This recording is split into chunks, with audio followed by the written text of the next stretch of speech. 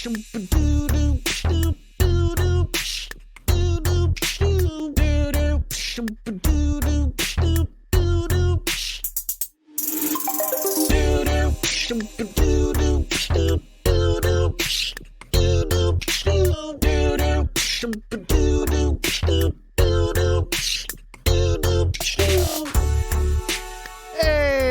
everybody, welcome to episode 141 of Tactical Crouch. Kickedtripod, Yiska, and Volamel here. Bringing you the good news, we've got a special guest, our favorite caster, I think. Just kind of general favorite dude, honestly. It's always great to have you on, whether it's Tactical Crouch, Overwatch League Daily back in the day. You've been on Spike Drop now. It's none other than AVRL. Dude, good to see you, man. Welcome to the show. Thank you very much. That's high praise. You just ended it at caster. I'm like, whoa, damn, that's... I don't know if I can live up to that. Thank you very much. Glad to be back on the show. You know, I'm always happy to come on, talk about Overwatch and whatever you guys want. This show might be a little bit more whatever you guys want and a little bit less Overwatch than normal, just based on some of the topics we've been discussing before the show. But yeah. Before we get started, though, quick housekeeping things. If you like the show, go to patreon.com/tacticalcrouch. Follow us everywhere at Tactical Crouch.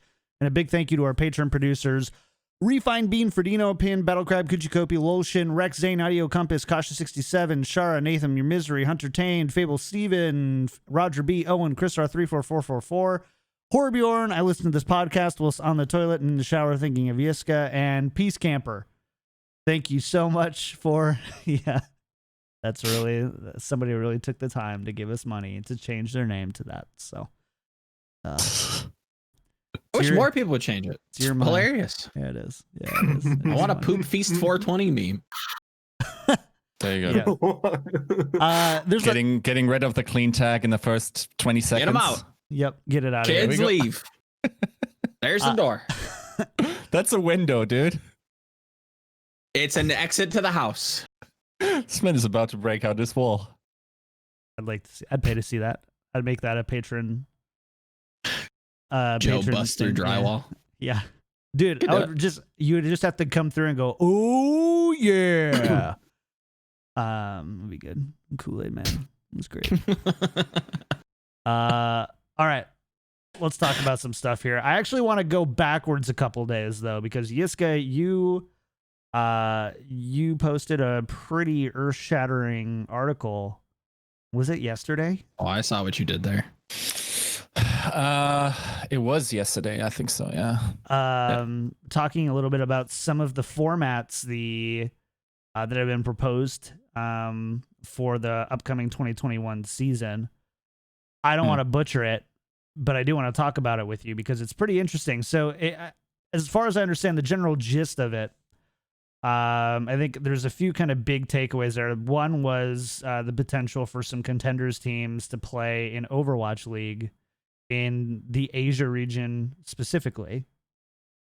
Yeah. And then a shorter season going from April to October. Right. September, yeah. September. What else am I missing from that so that we can have a good convo about it? Okay, so first off, once again, I got to preface this by saying this is, of course, highly it's a proposal. It's not at all signed off. Of course, it's like whatever plan you might think you might have for next year will necessarily have to stand up or will have to be changed depending on what's going on next year in the world. Other aspects that were in the report was that they're trying to get live viewership for Asian games and at least to get the North American teams on LAN, if possible at all. This is always like caveated with like, if possible. There's one more tournament, I suppose, which would be the mid-season tournaments where the Asian region and the North American region get to meet each other. So okay, now we're like I'm speculating a little here, but it sounds like we're definitely not moving to a tournament structure, but rather we still keep the league structure. by having teams qualify for those tournaments through whatever amount of games. And so that's one concern that showed up in the Reddit comments that maybe needed some clarification. Like there's nothing for me to in that information that suggested to me that we're moving away from a league. Otherwise, yeah, the big one is the contenders integration, especially in Asia, because keep in mind, NYXL and the London Spitfire will return into their home markets pretty much as every team should probably be expected to. And that leaves an Asian region, as we only have 5 Asian teams, with only 5 teams. So there needs to be something in order to make that feasible. We kind of, like 7 was already not that much, I feel like, for this season. It already felt quite repetitive. And therefore, to introduce some, I assume that's the reason, to introduce some variety. That's one approach. Like over the last couple of weeks, we have heard several proposals, though, that have been brought up in these circles. And one of which entails like having a rotational amount of North American teams going over for one respective tournament, and therefore like equalizing the amount of teams to 10-10 at any given point, which, if that is at all feasible, also sounds like a good deal to me anyway. Like, I like the idea in general. I like everything about what our publication was told. And yeah, I'm quite happy with what I'm hearing, basically. Yeah, I guess yeah, go ahead, Joe. The big thing that like kind of concerns me, at least a little bit, is this idea that there could be, and there isn't like a too far off world where like a Contenders Asia team, whether it be like Contenders Korea, I mean, if we're going to be frank, it's probably Contenders Korea, goes into this Overwatch League tournament and, you know, does exceedingly well, if not, you know, maybe perhaps wins. Is that something that we like? I don't know. I really don't know if that's something that's going to be good for like the longevity of the league. I think I know your stance on this, Yiska, and I know exactly where it comes from. But I don't know if that's something that, and I shouldn't speak on it. Like, I'll let you kind of say your piece, but I don't know if it's good for not only the optics of just like, oh, I thought this was supposed to be the best, you know, teams in the world, which obviously is, we've talked at length about how that's blatantly not true. But is that good for the longevity of things? Is this, you know, in response to maybe the new contract structure coming in with 2021? Like, is that something that you maybe have changed your stance on, or do you still kind of like have that same like firm, like if they're bad, they should be bad? So you're specifically talking about feeling bad for teams that could be overrun by? Well, not necessarily just feeling bad, but just like being bad just overall. Like just bad for business, bad for like public perception of like, the league. Yeah, I don't think it is bad for business. Okay. So, okay. For one, I actually totally forgot this, but what's his name again? The guy that roasted you on Twitter because you said Prophet was sleepy. That was, I mean, there's a few of them. There was a few of them. That was in our podcast. The CEO of Soul. Oh, Arnold. Arnold. Yeah. I always want to say Albert because, like, I know it's with A and I know it's an Overwatch person, but that's of course gay. So, yeah, no, but that's a suggestion from May to do that. Honestly, I like the incentive. Okay, I understand that to franchise-loving Americans, where you buy into success into a league, that this is a weird concept. I also think it's a great incentive to not have a bad team. I think if there's a region that can invest into not having a bad team, it's probably Asia. So there's really no excuses in terms of that. I think we have the unique makeup of the scene over there for it to make sense, meaning we have pretty strong contenders teams there regularly that also do very well in scrims against Overwatch League teams, meaning they aren't just going to get stomped. It's actually going to be interesting. We don't have the unique. We probably don't have a problem with underage players competing in these tournaments because they don't have. They won't have to travel. So point, yeah. we're kind of like working with the limitations there and like trying to use the limited. We can't travel. Okay, that has some upsides though, right? That raises a big question. It's like, okay, I can't play in the Overwatch League if I'm not 18, but I can play in Contenders and win an Overwatch League tournament. So like, what's the point? I mean, I think it's like the only reason there's an age restriction is because probably it's very hard to have a legal guardian present at all times when you're playing around the globe. I think that's probably, and depending on where you need to travel and what the Overwatch League wants to have in their league down the line. So, for instance, I know like for Germany specifically that they're very strict, like labor laws. What can be done at that age.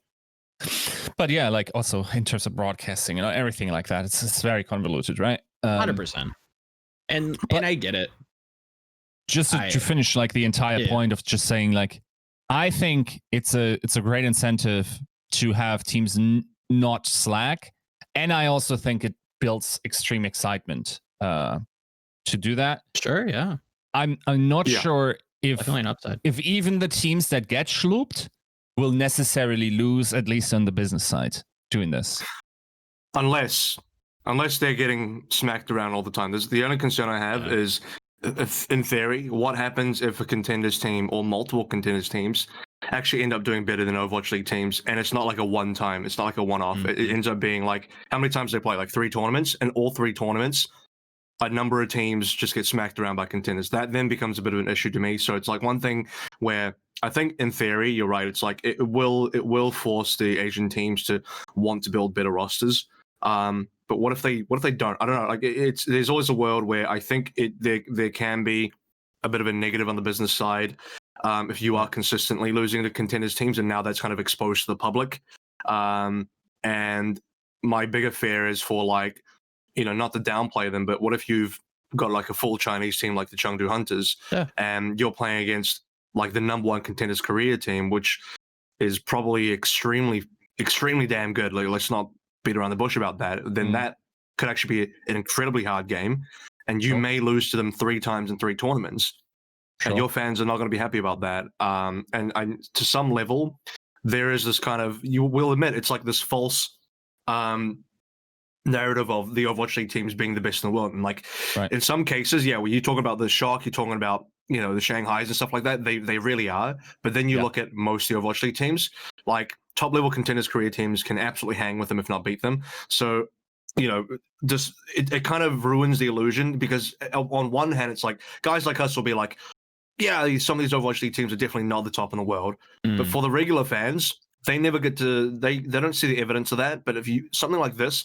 then suddenly exposes that to be potentially the truth, that could be a little bit damaging, in my opinion. Yeah, right.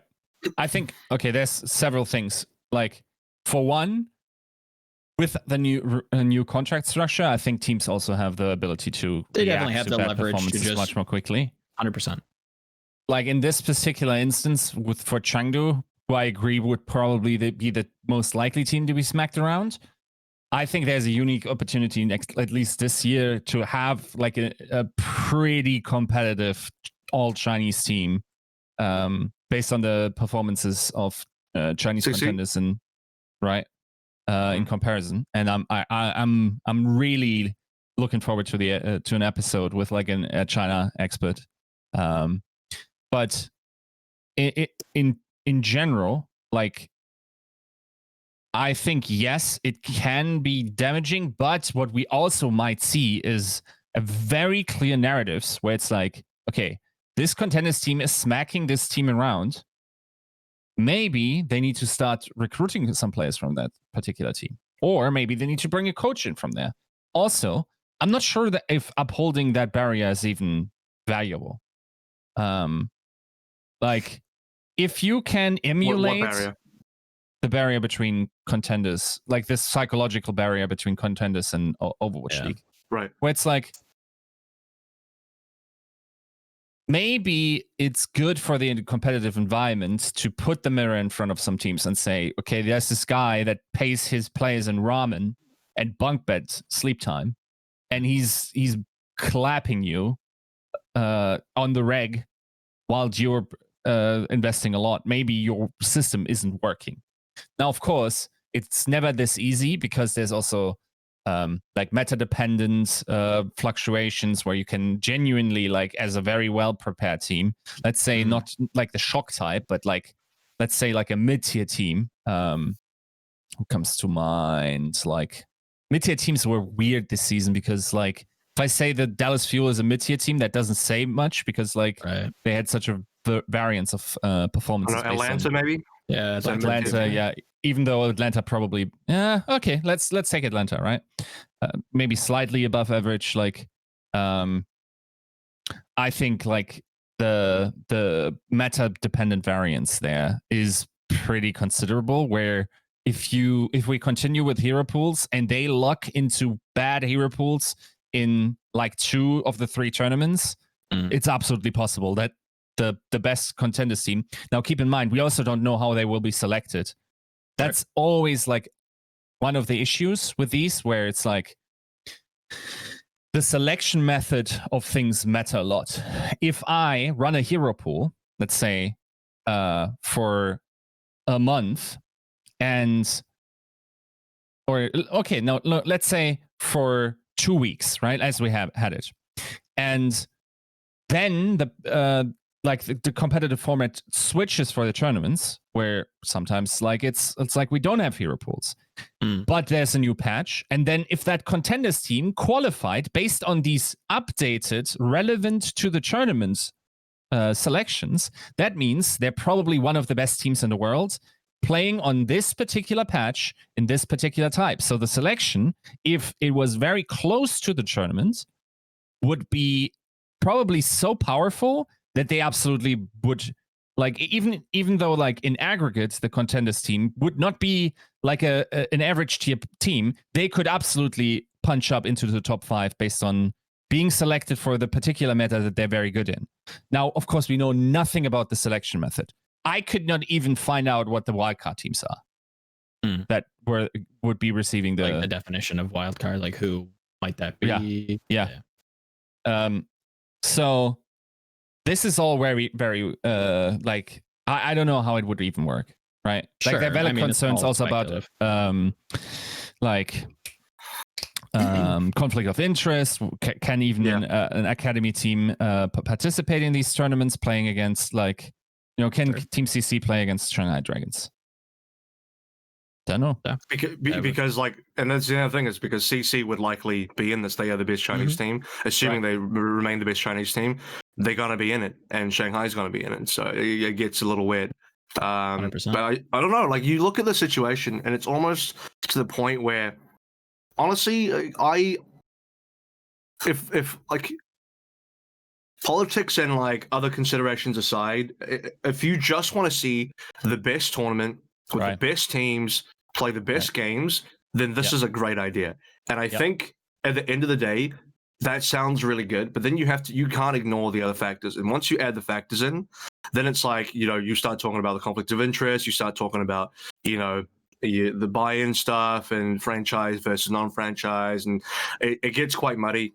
And it gets to the point where I could definitely see this being a discussion internally, where it kind of fizzles out between the ownership groups and Blizzard, because it just gets too complicated and it's too difficult to implement, despite it sounding really cool in theory. And then another option looks more feasible. And the thing is I do like this option, but I am addressing that there are going to be issues there. But you're going to have to fix the fact that there's only 5 Asian teams. You're not going to just be able to be like, well, just make more franchises happen. No, someone has to pay for that. You could fly in teams from NA, but then that presents issues as well. And honestly, my favorite solution would end up being move 5 teams from NA, maybe on rotation. And so you have 5 NA teams versus 5 Asian teams, and then 10 teams still in NA, and you play it that way. But, that still presents many logistical issues in a Right. world that's still going to be affected by COVID. Let's be honest. So that doesn't sound feasible either. So if they were to implement the contenders part of the thing where they drop the contenders teams, there's going to need to be a lot of rules and extra clarifications and extra little so many asterisks there to be like, well, it has to be like this way and it can't be that. And, Right. At that point, I almost think Asia will probably not be allowed to have academy teams because, I think the conflict of interest stuff is pretty real. So at that point, CC probably can't be affiliated to Dragons, and Genji, I don't know, like, are Genji going to be allowed to have a contenders team? Probably not. Like, those things might have to be real considerations. And even as you're kind of talking through it, I'm like thinking in my head, like, okay, if it's like a league thing and you don't want like the franchise costs to be like leveraged against you, then like why not make it just like a one-off tournament like in the off season where it's, you invite Overwatch League teams, you invite contenders teams, and they duke it out. You still run into those conflict of interest, woes. Is there a way, I guess this is more of a Blizzard question, if there's a way to be able to do that feasibly without completely like barring academy teams or like just trying to limit the conflict of interest as much as possible. There's not a good solution. COVID definitely has impacted esports to a severe degree, and like you said, I think that the best practices is probably to have some sort of rotation. Would we agree that the biggest conflict of interest could be something like you play up against your academy team very early on, and there's a potential risk that for the outside world anyway, that this Overwatch League franchise's academy team intentionally throws so the Overwatch League team can proceed. Yeah. That's probably the biggest issue, right? Because we're in a sort of space where the Overwatch League team is meant to be they're meant to look better. So does the academy team throw to make them look better? And then obviously you want the Overwatch League team to be the one going further. So it's almost like just here's your free buy in the tournament, have fun, and our academy team's going to sandbag this one through. That's probably the biggest risk, I think. That's so. I mean, it's difficult to see either way, or I mean, maybe there's a fringe case, or you have like a really a really hot prospect on your academy team, and like, oh wow, they beat the team, so you're like inflating the cost of this player's buyout or this team's buyout on your academy, and you try to could go the other way, later. right? Yeah. The league team could throw for that reason too. Yeah. Sure. Where you try to like increase artificially. I don't know. It's again, it's just a proposal. One that definitely, I think the spirit of it is good. I think the Overwatch League and the people at the top understand that like things can't continue the way they are, not only because of COVID, but because of the impossibilities of trying to do this traveling circus, right? It's too difficult to manage. So changing the structure to something more Call of Duty-esque, like we've seen, I think it's definitely something that has been well received. It could be on the horizon, not exactly like Call of Duty, but something similar to it. Any other thoughts on that? Any other interesting quibbles? Here's the one thing that is so big that I don't even know if that's bridgeable in any way, which is basically like, what if it is really, really good? And then the year after, in 2022, the world goes back to normal. We can travel again. Everyone wants the localization, but we also kind of want the contenders vibe, but we won't have it anymore because once again, franchise owners want their teams to have playtime. Like the only way I see this working at all is like, I don't even know. Like, so for one, it would be very interesting to you almost don't want academy teams to be those that qualify, but you also only want academy teams to qualify because they at least have paid some fee through them, like parent org. But you also maybe want to attract new Asian teams, and by showing that there's still markets there unexplored, like showing off these contenders teams that can be competitive. Like if an investor came in and was just, oh yeah, this team actually wins a ton of tournaments, what about that? Also, let's think about the fat-tailed case where it's like, what if there's one team in Contenders Korea, everyone is 16, so we can't sign them to Overwatch League teams, and they are slapping every single tournament, but cannot be in the season playoffs. Can't be in the league. Yeah. That's a nightmare. Like, I don't know how to solve this. Maybe there's very smart ways to do this, and maybe we don't care and actually invite them to the playoffs. But the playoffs. It needs to be like a long-term solution, right? Like, there needs to be something where we can say we feel good about this next year. And I also think that let's also very clearly say this. Mm-hmm. Every Contenders region needs help. Sure. But we already have a pretty big asymmetry in where the players are coming from, for whatever reason. And to not have the same kind of support in the North American and European region would further the divide. That while I personally absolutely don't care where someone comes from, I think that is not an irrelevant case for marketability of the league down the line. Unless we figure something out about esports promotion, which we currently really aren't doing a great job of. Like, we have so many little bridges. For instance, let's take the Korean player base, right? Mm-hmm. Where it's like, we have Swingchip, we have Gatamchun, we have Blushno, we have Denny. Am I missing someone that also does frequent translations? I we get to see some. There's probably a good handful of fewer, people just right? Name. Yeah, but it's like that's like we haven't worked this out.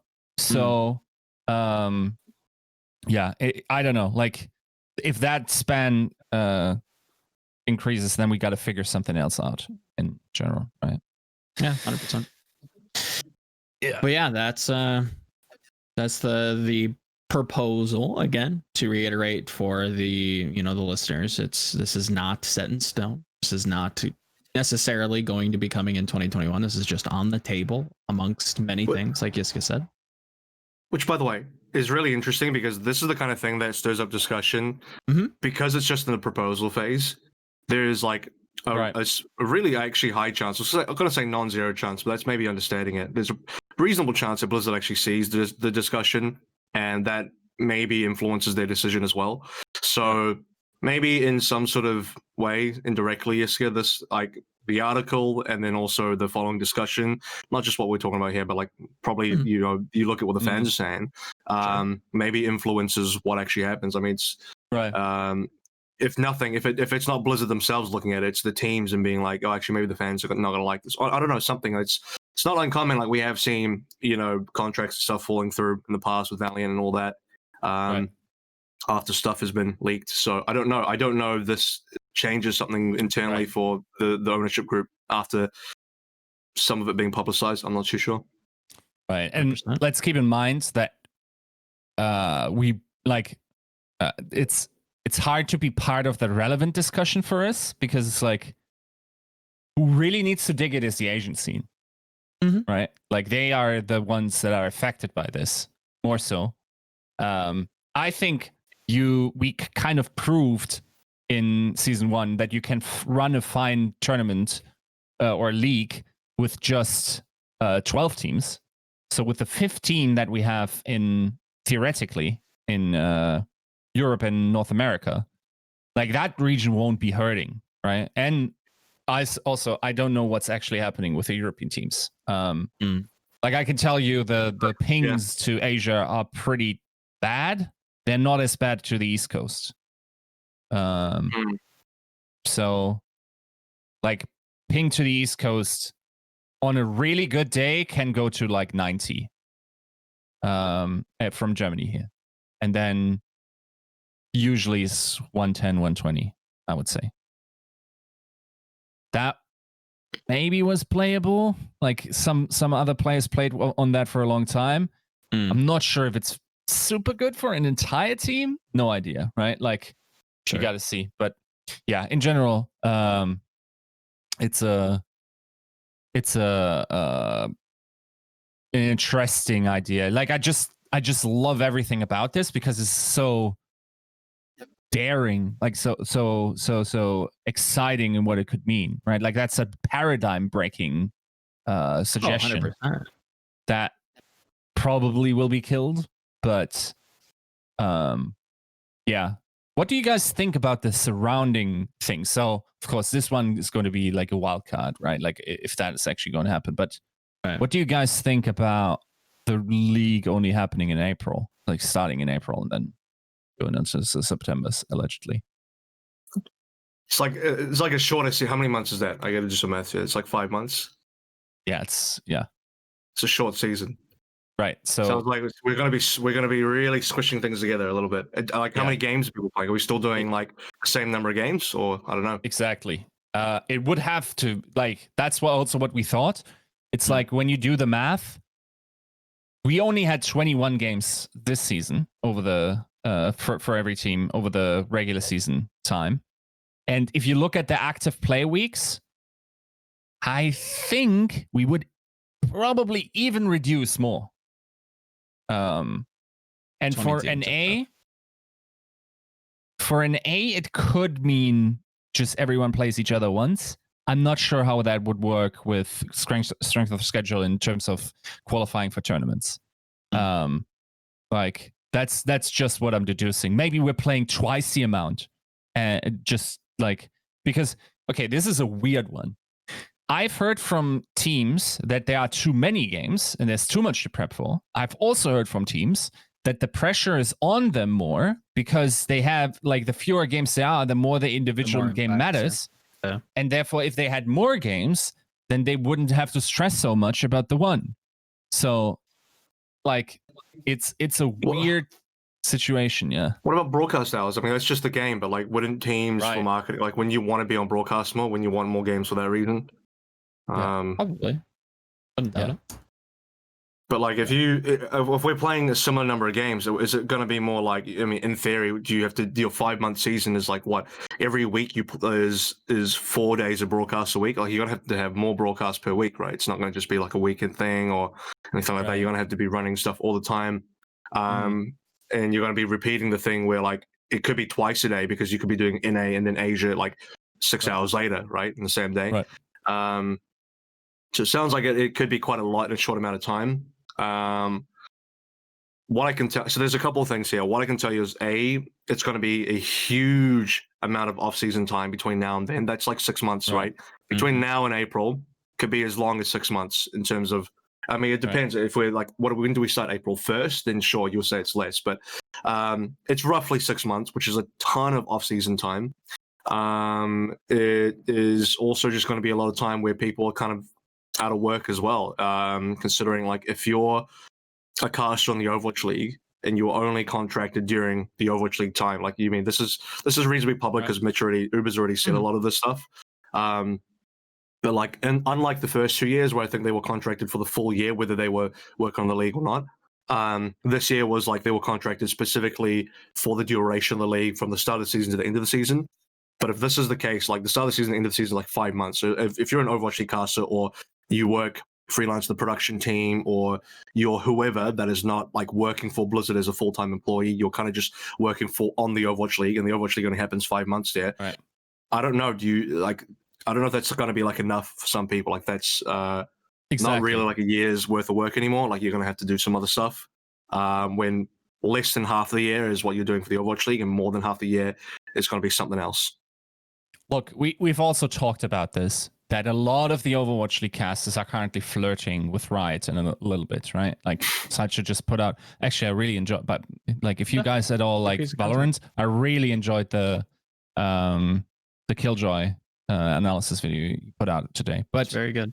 Like that is not something that should be underestimated. Of like maybe it works very well with whatever your agency can do for you, where it's like 5 months burst, and then you can still fully participate in the off times depending on the esport you want to go into. Otherwise, like maybe you want to be in the build-up phase of this developing esport, and maybe there are developers that are willing, like, to shell out on whatever to promising talent, right? And 5 months is a small paycheck if you only get paid for that, especially if you have to set up your permanent residency in the location that you're booked in, right? So that is definitely like a huge concern. I will also say, okay, here's the elephant in the room that everyone just automatically assumed was going to be the case based on the delayed start. It's like BlizzConline is in January, so we're going to get Overwatch 2. That confirms it, right? I'm not so sure. I think there's a valid concern by the ownership group to push the season as far as possible. Because keep in mind, these guys still want to bring like people into arenas. And the longer we wait, the more likely that is to be the case, right? So I don't know if if that at all communicates if Overwatch 2 might be coming out. Of course, like I totally agree that there's a pattern there. It's also like if BlizzCon announces it, teams get early access to the beta, they can start playing and practicing for, like, that's the timeline I would want to have for that to happen. And maybe we launch Overwatch 2 in the launch month or whatever, right? Sure. That is a valid, like, pattern that you might impose on there. I caution towards that interpretation because I sincerely think that there's a lot of incentive for a league that counts on localization to be held as late as possible into the calendar year, taking sponsorship dollars in mind, because I remember last year there was something about broadcasting rights as well as sponsorship that limited the league how long it could go, because there's something about time slots on television when they need to be filled, when sports leagues come off, like breaks, or when TV shows are running out or whatever. Like there's a time slot that needs to be filled, and you choose the opportune moments for that to be done. So I'm sure there are similar factors behind the scenes that we don't know about, and a dozen of them, right? So to limit it to that big pattern that admittedly looks like a Occam's razor, of course, right? Like, we haven't heard a bunch. We've delayed BlizzCon, but at the same time, I'm skeptical, simply also because we haven't heard anything. I'm more surprised not by the April start, but by the September end. And look, in a regular season length, we normally end in September. We ended October this season because of delays with getting to the quarantine and stuff going to Korea and all that. But if you're going to start in April, I would have assumed that you just end later as well. Maybe you end in November, right? Start April, end your season in November. But they stuck to, at least based on the report for now, like it sounds like they're sticking to the September end season time, which is like, well, I don't know why you wouldn't just extend it out further. I mean, there could be some really good reasons for that I'm not aware about, but it just seems like condensing it down to April, September instead of just making April, November or something is weird to me. Mm-hmm. Yeah. I mean, this alone just strongly suggests less games. I think. Like, I think that's probably pretty likely that this is going to happen. I wonder. I mean, that kind of opens up a pretty big topic, though. Like, is that necessarily a bad thing? I know that Yiska, you talked about having teams comment to you on both sides of that coin, saying hey, lower games means more impact on each individual game, but also the player fatigue and the coaching fatigue in particular is incredibly high with the high number of games.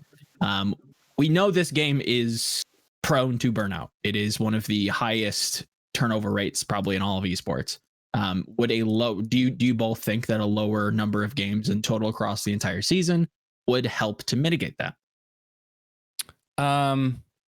I think it can if you prepare your team for those instances. I also think that tournaments do a lot for team motivation, even if you have been stomped out of like half a season. I think it's, yeah, I don't know. Like, I feel like any more games than we had. I don't know about you guys. I had pretty bad viewer fatigue. I also like watched probably 90% of the matches live. So that's maybe a little bit different than the normal user. But also the length is like, I felt like the 4 weeks almost didn't reset my tolerance just yet. Oh, really? Yeah, I think I could have done with like 2 more weeks or something. I just, of course, I wouldn't have pushed it. I'm just like saying from a feelings point of view, right? 100%. I also think here's another implication of the, let's say we have less games, but we have a tournament more, which is the mid-season. I mean, we were always going to have the mid-season tournament. This isn't something new, to be fair. Right, but we wouldn't have had the tournaments around it. True. So like, it's the two ideas are coming together, which is good, but I just want to make this like very clear to people that this year we were supposed to have a mid-season tournament and it was canceled due, I think that was like the start of COVID, no? Yeah, I think so. I think it was around about that time that they had to like put a halt to that idea and the planning about it. So like, we're gonna get that in the future, right? And I'm glad that they're sticking to it. It never kind of came to fruition, but yeah, I'm glad that that's coming back. It's a good thing. AVRL, your thoughts on lower number of games? Yeah, go ahead. Here's the one thing. This implicitly means we're going to have more tournaments to regular season matches, meaning will have more high quality matches on average. Yeah. But then like, I don't know, it sounds like the regular season matches just have less impact because unless you're counting the tournament matches towards the season as well in some sort of more meaningful way, like at that point, just get rid of the regular season matches. Like, there's so few regular season matches, there's more tournaments, then what's the point of the regular season? It just feels like it defeats the purpose. I don't know. I kind of would prefer, I'll be honest, I definitely watched much less than 90% of the games live. But like, I don't know, I'm looking from a fan perspective. It's like, would fans be okay with just seeing less of their teams and less Overwatch League in general? Like, I can be honest about the fact that downtime for Overwatch League fans, like, it sucks because the time between the end of season and the start of season is always the worst. And now that is going to be the worst of any season. Between now to April is going to be insane. And I have a real fear that by the time we get to even like February, people are like, they've really just forgotten about it. Unless Overwatch 2 releases right then, people are just going to start forgetting about Overwatch pretty quickly. But it's not even that. It's, to be fair, I think I read an article with, okay, don't pin me on this. I'm not going to like misreport anything. I might have completely dreamed it, but I thought there was an article about them wanting to try to get a World Cup going in some form. Oh, somewhere in the off season, and probably around BlizzConline, I would think, right? I would imagine so. I wouldn't know how that would work. Yeah, logistically, online World Cup. But then it's not even World. It's just like it's like online Asia Cup and online America's Cup. Do you know what I mean? It's like it's not a World Cup. Right. And you got to start promo for that fairly early on. I mean, I won't use past years as clear examples because it's probably not fair, because for past years you have this massive group stage, the World Cup, where you're doing all of these like stops way before BlizzCon.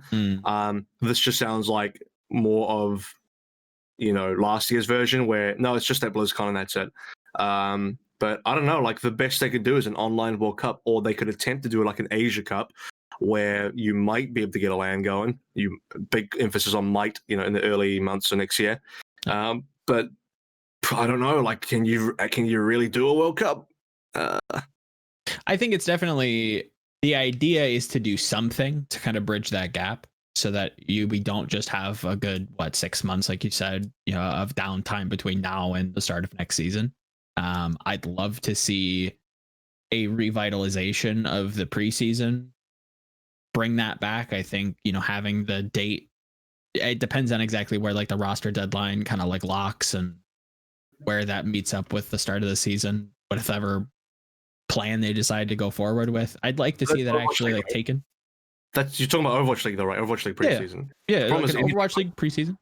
But then anything Overwatch League before the actual season start, it's like if you're willing to do that, then just start the season earlier. Sure, yeah, you might as well. That to me also defeats the purpose 100%. Of delaying the season. Because if you're gonna start doing some Overwatch League stuff, then just make that the league. Like that, you don't need a preseason then. Just that's when your league starts. So it's got to be, to me, it's got to be like not Overwatch League. So is it contenders? Do we start like contenders instead? Yeah. Or do you start to do some other stuff? Like I don't know about anything regarding a gauntlet. Do you just do the gauntlet? That do you know what I mean? Like, would you do something that's not? I don't know that you can do World Cup, but I wouldn't mind the attempt. I wouldn't mind trying to do something just because there's literally nothing on, and having your esport dead for 6 months is like, that's bad. I don't think that's a good idea. So something's got to happen, but what? And I don't know that it can be an Overwatch League. It might have to be like a non-Overwatch League thing. Yeah. I will say contenders slotting in there, like, I'm not sure if it's enough, but that would be amazing. I think that could really help contenders. Like if people actually have the itch. Sorry? It's the lowest hanging fruit, in my opinion. Right. Makes sense, yeah. And maybe it's a signal with those skins and everything. Possible. Else? Like, it's not a leak for me either. I'm just saying, like, it's a good idea. Sure. I don't actually know anything. I'm just saying it'd be good. It feels like, okay. So for those that don't know, today it was announced that through watching Overwatch Contenders, you will be able to unlock Overwatch Contenders skins. Like this was special, like gray, green, whites. And every stage, like every month, there would be 2 new skins that could be unlocked. And the amount of time you need to watch is actually quite steep, I think. So it's for one skin, it's 7 hours. If you want both, I think it's 15. That number suggests to me that there's going to be a lot of contenders being streamed in the next couple of months. Like if we're basically tea leaf reading this entire episode, guys. By the way, like we are actually, and we haven't even gotten to F5 season. Don't even wait. We got a whole hour of speculation out of you, so strap in. Like I said, I got nothing to do for hours and hours on end, so I'm ready. But yeah, I would like to see Gauntlet and the showdowns. I blanked on the name. It's been so long. I'd like to see those tournaments return. I was excited for them. I'm excited to kind of catch up, and that's kind of what I want these podcasts to kind of like, not supplement, because it's not playing, it's not Overwatch. It's just kind of refreshing yourself with a new talent that could be possibly coming in. In a way, it kind of supplements a draft in a way. Not to say that, you know, you're picking from the best teams, but you get to see the new talent. You get to see like, oh, wouldn't it be cool if Boston picked up that guy? Why I picked Boston there, I don't know, because let's face it, I don't know that anybody would be super thrilled with that. But yeah, I'd like to see those come back, and if that fills the gap, then I think that'd be good. Personally, yeah, definitely the highlight of my year. I'll be sure about that. But I think we can all agree that like there's a lot of things that need to be done. Man, COVID has really screwed some stuff up, hasn't it? Yeah, 100%. That's an understatement. And I'm sure the reach goes farther than where we're at right now. Like business expenses, you know, budgets this year. Yeah. Again, it's up in the air. When we look at, you know, I don't know if you want to jump into F5 season with that, with, you know, what London's done recently. Right. You know, with releasing 90% of the roster. The coaching staff's gone. It's matching the reports. Again, is this a decision that's been made based on COVID's implications? I would wonder. I'd probably have to say yeah. I mean, it could be that combined with the results. I mean, if we're going to get into the F5 stuff, I mean, let's not beat around the bush about London's results this year. Not the best. And it's not uncommon for teams that end up with these kind of results to do these kind of things, COVID or not, in my opinion. Were they the 7th best team in Overwatch League for you? Where they landed eventually? No, they were 17th overall in the rankings based on that. I thought you said 7th, and I was like, 7th in Asia. Yeah, I maybe would give them 7th. Sounds in about right. They were 6th, I think. 17th. No, they were 7th. Yeah? Yeah, they were 7th. They were under Chengdu. Oh, okay. Which is great for Chengdu, by the way. 17th. So who were they better than? That means they were better They than were better than the Titans, the Justice, and the Uprising, but they were worse than the Outlaws. It's the team above them. But then you saw Justice in the playoffs, and you're like, well, that can't be accurate anymore. Sure. They got hard smurfed by Decay being on that team, but I don't know if you can. Definitely helped. Do you weigh Justice's results based on just the playoffs, or the entire body of their season? Is the bigger question there. I'm just trying to think. Is there any other teams that you could possibly say? Oh God, we have very different opinions. I think I'm- they're the Asian Valiant. Asian I think Valiant. they could have been. Yeah, they could I have think they been. could If have. they stayed in, like, if it all. Okay, I'm not sure. If it all stayed open, that would have changed a lot. But let's say, because theoretically, like, they were on the East Coast, a European team.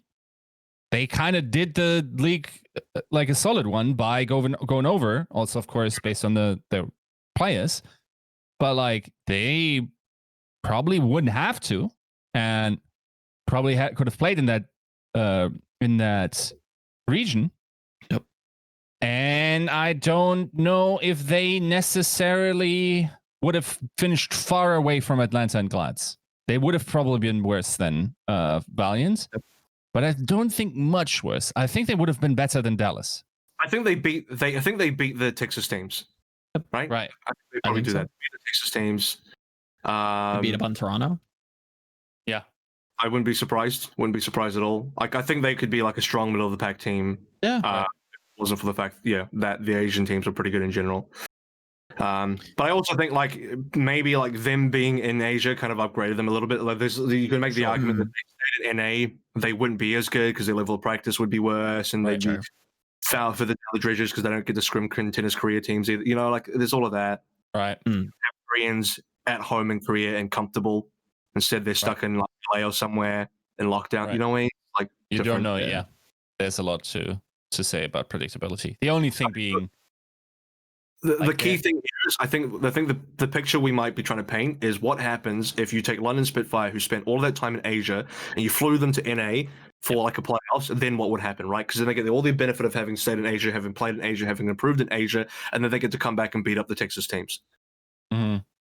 Yep. Yeah. I definitely would feel doable. Again, I mean, to your point, like it's the Texas teams, it's the Titans, it's the Justice, it's Boston. Like it's very obvious that North America had its fair share of punching bags this season, and I think London was done a disservice, or did themselves. I don't know exactly why or how or what led up to them moving to Asia, but they could have stayed in NA, or again, maybe it's out of their hands on that front. But if they had the opportunity to, they could have stayed here. They could have just performed well above, and that kind of returns us back to the big question of like, is it results based? I don't know. I really do think they had something decent going. Yes, they unfortunately had to play in Asia, and yeah, the results there weren't fantastic at all. But they had good pieces. They had things going, solid for them. They had a good base to build on, and they're actively choosing not to. And it seems like they're. Can I be honest? I think this like results in COVID aside, this may actually also just be like a market thing where there is a strong possibility they think about moving towards more of a Western roster, or like at least a mixed, of course, minimum of a mixed roster. But then I thought, like, if you're going to go for a mixed roster, surely you keep some of the good pieces from your Korean team, right? You keep a couple of good pieces, because why not? And currently the best pieces are still on there. What you would keep is someone from the coaching staff, right?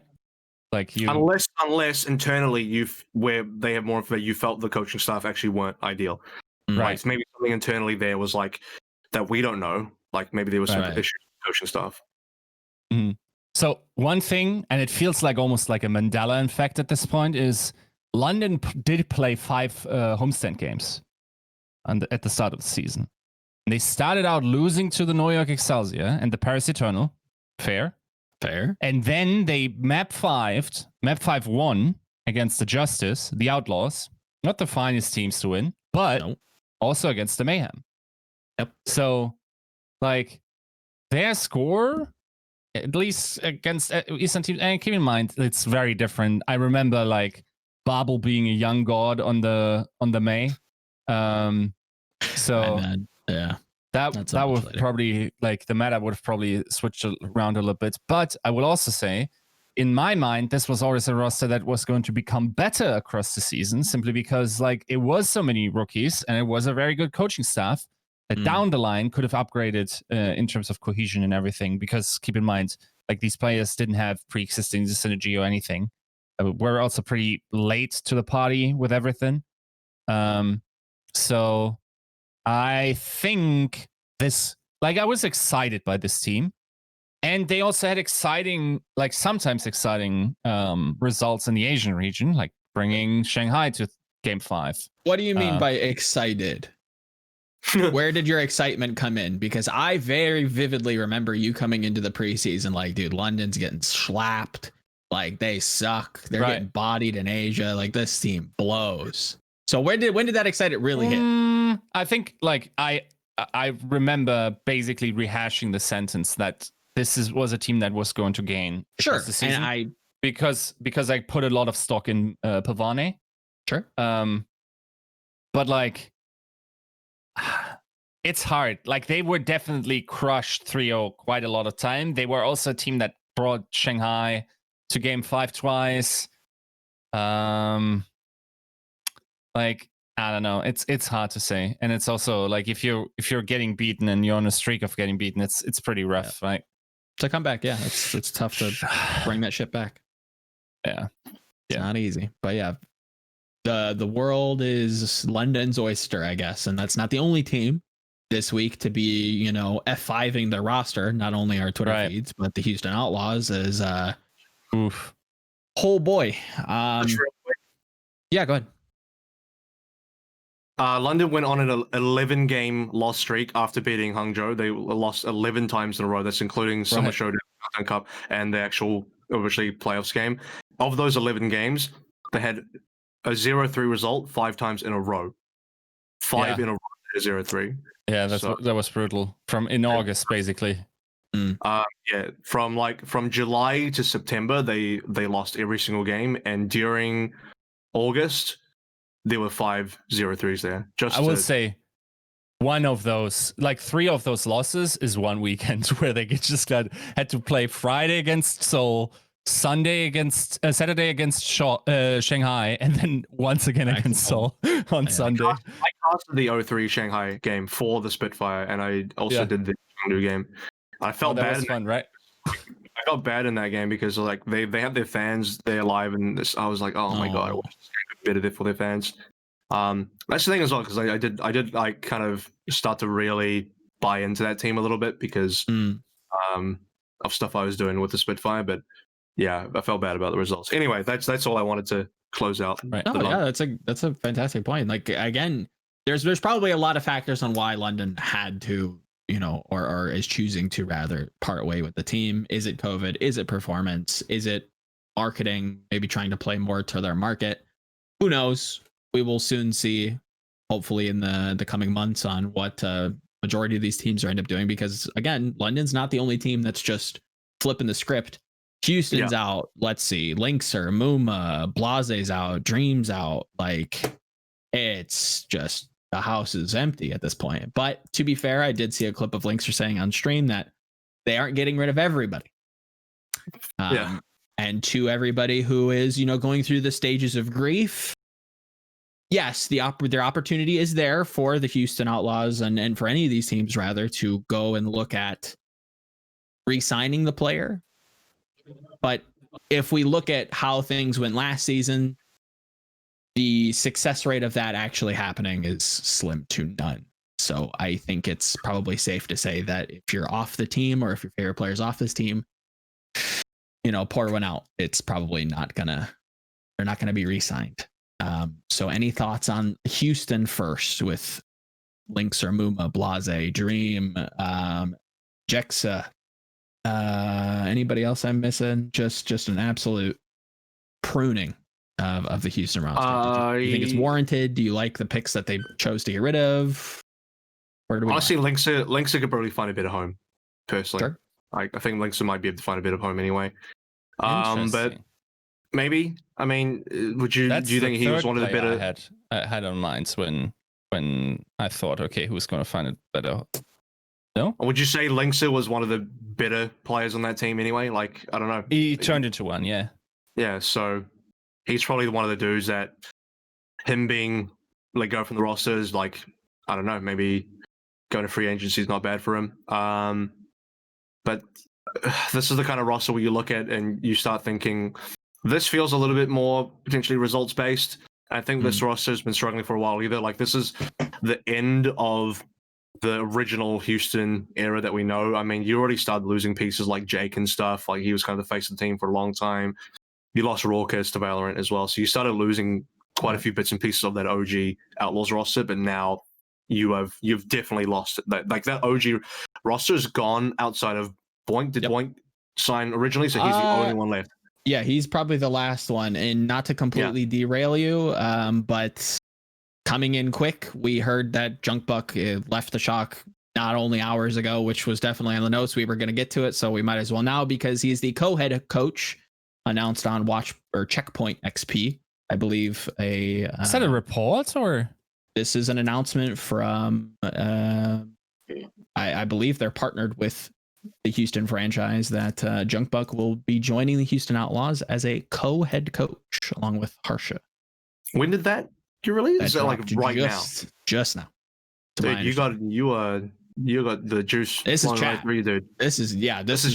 Oh, right. Yeah. I thought you had your finger on the pulse, dude. No. This is chat. Like, just feeding it, pumping it straight into my veins. It says Beasley and everything. And someone needs to tell me who this website is, because like it's a Beasley media owned like radio station that does esports. Oh, is it? Yeah. Right. So like they're kind of, I don't know if they're acting on behalf of announcing it, but right. I've got to believe it. It seems official, but there again, if you want to suspend disbelief until you see it officially announced on their social media and through PR, I think that's also a safe bet, but it would make sense. It would make sense that Junkbuck would be a target of, a rebuild, right? If another crusty alumni coming in, trying to fix up this roster and this franchise and making it successful when they've struggled in the past, it's definitely a possibility. So I don't think it's too far out of the way of, belief. Okay. Do we like? Do we dislike? Thoughts on the hot juice? Good. That's got to be a good thing for Houston, right? I mean, that's a pretty big pickup. So that's a good start. Yiska? Oh, yeah. So this is kind of out of left field, of course. Yeah, you're right. Okay, I thought this was like someone not respecting an embargo or something. So would be the first time. So this is pretty crazy. It's also co-head coach, which is interesting. That means like Harsha and him would wait. That's part of the article, right? I didn't misread that. With the 2020 season over, co-head coach alongside Harsha Bundy. Yep.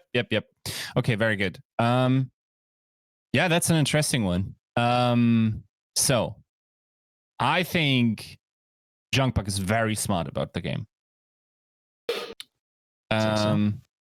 I think that works very well for the Outlaws. I think also there's something to be said about like just being able to coach that.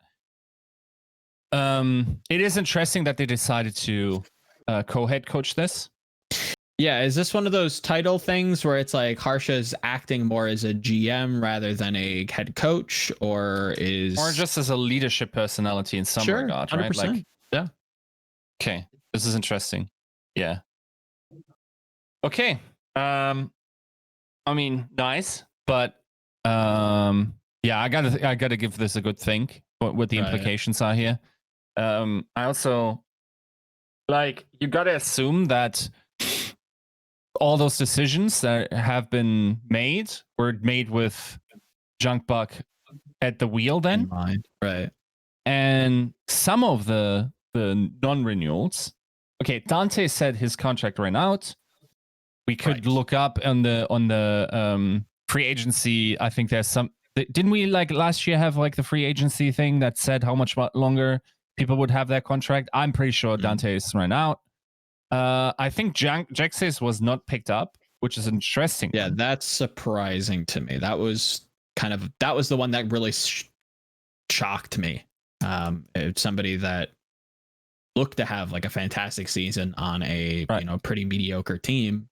Somebody who's had leadership accolades pinned to them and kind of touted around them for a long time. It's surprising for that kind of caliber of player to not be picked up again for a +1 or for maybe even just a renewal. It's weird.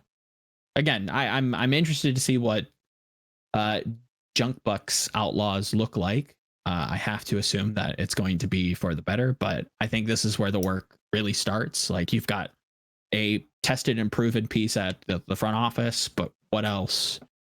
What comes next? What kind of pieces? What can we expect with this team? That's when you can really start to figure out what the Houston Outlaws are really going to look like. But AVRL, what you think?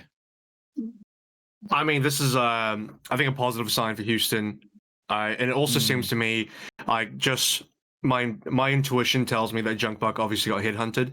Like, this isn't like Shock drops him and then he's looking for a new home. It's more like Houston, like, I want that guy, and they got him. So they probably threw money at him and they trust his ability and they want to take a rebuild seriously, which is great for the team. And I know Houston fans should be pretty pleased about this. They should feel good about this. Yeah. And I'm looking forward to Houston having a good team, having some good, potentially good results, and drop the kind of reputation that's been dragging them down for the past year plus. So 100%. I feel good about this. I feel good about this change. Now, also keep in mind, Harsha is also getting someone that's a known entity to him. Like, coached together for 7 months on the Shock, then like coached together during the USA coaching stuff. Yep. So that's definitely a known entity, and it also has Harsha like written all over it in terms of like both being able to attract a coach of that caliber as well as making the choice of him. Yep. Now, what chat is accurately drawing some interesting eyes towards is the connection, as we've talked about many times on this show, between a main support open spot for the Houston Outlaws for Junkbuck, coming from the Shock. Moth's speculative contract status. Is he a free agent? Is he looking for a team? Nobody knows. Is that once again duck hunting? Is he hunting ducks? Is Junkbuck bringing over Moth to fill in the shoes of Jexa? I guess would be the big speculative question. And if so, how do we think about that? Is that something we like? Unless Houston are going to throw absolute bags at Moth should stay on Shock, knowing that he's going to have a starting position and he's on a winning team, and they could go for a 3-time, and if they don't go for a 3-time, they'll be making a super deep playoffs run again, I'm sure. So it's like, Houston would have to be throwing absolute bags at Moth for him to want to jump ship, in my opinion. And to be fair, he deserves it. I don't think he's in a position to lose. Like, he could stay on Shock and perform well. The team's going to do considerably well. Maybe they go for the 3P. If not, okay, cool. You still ride off into the sunset with a medal place finish, or you go get the bag, go get paid. Somebody hands you a blank check, and you ride off into the sunset. Perhaps leave esports and create a life for yourself. Like, I don't think this kid can miss right now. It's also 2 ducks, Joe. It's both Who's the other one? And Junkbuck. Yeah, sure. I mean, from definitely working with Moth, definitely 2 hens increases the possibility. Right. So interesting. That has me excited. Let's keep in mind they have solid pieces, dude. And I would also try to get Dante back. Like, I don't think people it's like people don't like respect what this kid brings to the table. I feel like I don't think he's okay, is this even controversial? I don't think he's much different than KSP.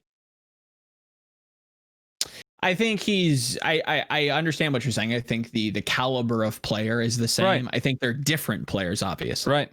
Just to kind of get in front of that. Right. I think they're very different players. They have different tool sets. They have different skill sets. But the caliber of talent that they have, especially being a Western player, cannot be understated. I wouldn't scoff at somebody who told me that Dante is like maybe a top 5. Again, this is kind of just hot take. A top 5 Western, DPS player. That I don't think that's crazy. I don't think so. So why are Houston deciding to pass on him, especially when, if memory serves, both these coaches have worked with him? They didn't pass. They didn't have they just didn't chance to. Yeah, and I mean it also depends. Probably like okay, here's where like okay, you got Junkbuck, you got Harsha, and of course you can't just recruit all the old players, but right. You have Meko is definitely not a bad player. Sure. Who else is still remaining? Repel. Yeah, okay. I'm not sure if that's a big draw. Yeah, but I'm talking like you got entities. Boing, Dante, Repel, Miko, I think. Yeah, that's at least right. Now, and that attracts other talent. If you can like communicate, we are actually going to rebuild. We are going to be the mayhem of this season. Sure. And we're going to we're done. We're sick of it. Of being like this typically outside of playoff finishing team that never is really truly terrible, but also never really gets like super good other than for like a period. And then if you can say, okay, we got the new personnel, so we got the new leadership structure, we got rid of a ton of weight, we're attracting like these I think the domino pieces fall as soon as like 1 or 2 great players sign for Houston, and then it's just like, okay, this is now the new team to go to. Do you think it's players or coaches? Which one would you put the more? Which one would you attach more allure to? Having somebody like Junkbuck or Krusty or 9K at the head of your team, or sick pieces like I don't know, Prophet, like these flashy like all. Are you allowed to have both? Because that's what. Sure, I mean, if you could have both, I think that would be the best case. That's how you have a real winning team. Is you need both. But if you had to pick one or the other for the both of you, which one do you think attracts the better allure from the free agents? Dude, if I'm a player and someone tells me I can play with Krusty, I don't care if my teammates are toddlers throwing Legos in my way every second. Like, I wouldn't. I think that's the better deal. I think a great leader and coach makes your life way easier than having good teammates. And also, a coach will drag the most out of the team. And also, like, we've had this debate a lot in the recent weeks. I also feel like this number, like, we don't have more than 5 real coaches in the Overwatch League. 5 is a little like. You couldn't even name me every coach in the Overwatch League. If we did one of these quizzes where you had to type in, you would get 70%, dude. Don't give me like what everyone wants to do, and like especially those that don't speak your language. Like that's not a reasonable take. Like for one, for instance, someone like Moby Dick, or nobody knows about this kid, and he's an Overwatch like genius, right? So. Like that, I don't put much weight on that number. What I will say is there's definitely a lack of leadership in Overwatch. Like I've written an article about it, and that is something that needs to be addressed. And I don't want to disrespect anyone, but I'm not sure if Junkbuck is someone that solves leadership issues for you. That's why you have a head coach or a co-head coach, rather. Right. You have somebody who has proven to be a good leadership figure, who has, attracted talent around him, being Harsha. And to your point, I think I'd rather kind of expand it. I think leadership is needed in esports in general. But not to completely, derail. AVRL, where do you kind of sit on the fence on that? Would you rather have a coach or a player? So the argument comes down to: would you rather be on a team that doesn't look like it's got a good players, but the coach is really good, and you're assuming the coach brings up those bad players to become really good players, or you want to join a team that has got proven good players, but maybe you lack the leadership there? And I think the interesting thing about this is if you join the team that has a good coach but bad players, then you're assuming that you're going to get good players. So at the end of the day, it's you end up coming back to having a team with good players, whether that's through them already knowing that they're good or through your belief that the coach is going to make them good. And I mean, are we also assuming that if you join the team with the players, I don't know, is there you assume there's not going to ever be a good coach there, or could they get a good coach? Like, it's such a hard one because it would depend on like the reputation of the coach, and at some level, by the way, like even if Krusty was coaching some really average players, he could probably improve them, but there's going to be a limit there where I just feel like even with an average team, you make them slightly above average. Like, what's the potential of these players? Like, can they actually be on like a top level players? Because at some level, no matter how good the coaching is, you're gonna have a case where your players are just lacking in individual quality, and you may have like really strong leadership and really good like teamwork and strats and all that kind of stuff, but your play quality is low enough that you get outperformed by just better players. Because we're assuming that every team in the Overwatch League is going to have some decent level of work of teamwork and strategy. It's not just going to be like a literal pug. That's what you hope anyway. So I don't know. Maybe I lean slightly to more towards a team with good, proven players and a strong roster, and then maybe you can still pick up a coach. It seems like maybe a bit of a gamble, even with a good coach. It's like, well, it depends. Like, you still have to look at that roster. I don't think you could ever just go like, here's 5 players that exist on this team. I'm not going to tell you what their names are, but you have to trust me because I'm Krusty. More so than like if you had like a blank slate, like there's 0 people on this team, but Krusty's the coach, then I'd probably go. You know what I mean? Like, that's maybe a more attractive deal. Yeah. It's getting hot. F5 season is getting very spicy. It's getting pretty crazy. Yeah. And you're going to be F5ing for a long time, guys. 6 months worth of F5ing. 6 whole months worth of half a year of F5ing ahead of you.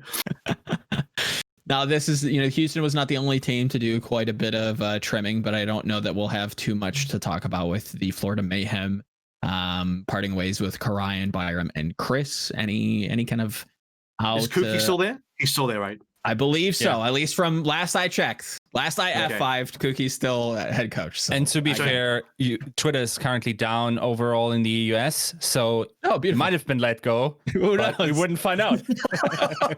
Because it tells you that is like probably the main thing that the organization, from their standpoint of what direction they want to head in, it tells you if Kookie's on the team, it just looks like, Kookie wants to pick up some new players and drop some pieces, whatever. If Kookie's gone, that means the Mayhem as an org want to do a bit more of like a overall rebuild. So, look, okay, the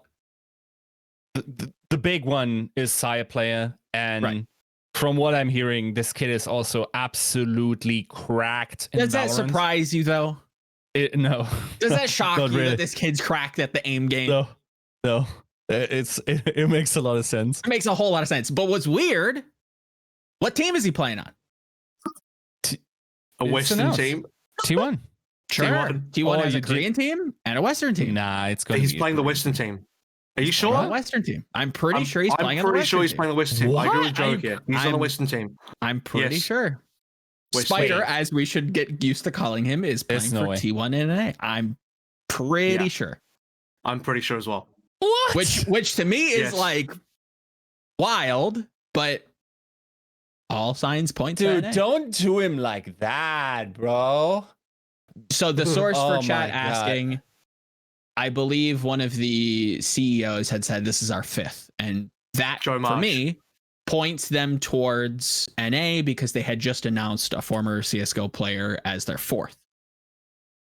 So again, it's a loose confirmation, and I'm not saying he is on the NA team. Yeah, it is. I'm saying it looks like it. No, here I have the proof. Okay. My mind is blown. That's the proof. What's it? Yeah. He's playing in NA, guys. As wild as it is. Joe Marsh is the CEO of T1. Right. Wait, so I clicked on the. So we will now have a team with Brax, AZK, Skadoodle, Dudes. and No, we're going to have Fire. I buy Spider. like I buy Spider. They certainly I did like buy that a it. lot. They certainly paid for that. No, that's crazy. It is wild. It is wild. Dude, if they I can't wait. Saya, They if they want to he's trade built you for any this knives, bro, just say no. And you can still win majors. Say Right. what? He said if they try to trade you any knives, just say no, and you know you can Trade you continue any to play, knives. so. Yeah, no skin throwing. The good news is in this game you can't trade the skins, so we're clear. That's Right. why Joe Marsh and T1 are like, you know what, this is a safe bet. Imagine if humanity had evolved to a point where we had real currency other than CS:GO skins and seashells. Like, yeah, no, like, but this is okay. This is blowing my mind. I was about to say, okay, this is like exciting news, but not that amazing. But this is. I'm transcending right here, especially like what kind of roster has been built around, and I hope the English works all out. This man has a 4-man backpack pretty much, like, and Brax sometimes gets off and helps him. Oh come on, those He's- Brax that short. Yeah, okay. Outside Brax of is top kinda 10 nice. NA team. No, but Brax is nice with it, but hasn't been for a while. Team. I mean, let's look at the Right. team that's been around him. Let's bring it back in like We need to talk if about John was here, he would be reeling it it. in. Real So Yes, in good Spider. spirits. is now on T1 NA. Very exciting. Tune in for Friday for more, looks into that. Florida releasing some weight. Karai and Byram Chris. Final thoughts on that? Are we surprised? Are we, sad to see him go? I'm not surprised. I will say I had some pretty harsh words in the preseason for Chris, even when Albert was on. Mhm. And I thought, like, I have a tweet from 2017 saying Chris is a cruise ship anchor for Meta Athena. I thought this kid would have had to retire for the longest time. I will say he played 20 hours for the Florida Mayhem as the only main supporter on the roster, with Byram only picking up 4 of those hours during the double flex support matters. And he did admirably well. Yeah. I'm not sure if that should translate into further Overwatch League employment. It depends on the meta, and it depends on what the roster situations on other teams will be looking like. But he definitely had a solid season and also deserves a recognition for playing a very good Brigade. For also like not being like being someone that doesn't stand out in any way on a roster, either positively or negatively, that is top 5 in its region, is a good thing. Yeah. And for that, like he's also like Overwatch League or Overwatch royalty at this point, having been with the games for so long. So there's definitely, despite like the criticism I had for him in the preseason last year, it is kind of a sad departure from the Mayhem. Also because my gut tells me he's not going to find future employment. Avril, what'd you think? Impressed by anybody? I probably didn't follow the Mayhem as closely as other people, but yeah, I don't know. These players are probably not the standouts on the team. I don't know that this is like a massive loss for them. I think they're kind of just doing a bit of pruning here. And I mean, maybe they keep Sire if he doesn't leave for Valorant, but the other 3, I don't know. I don't see these names, and I'm not shocked by these names being dropped.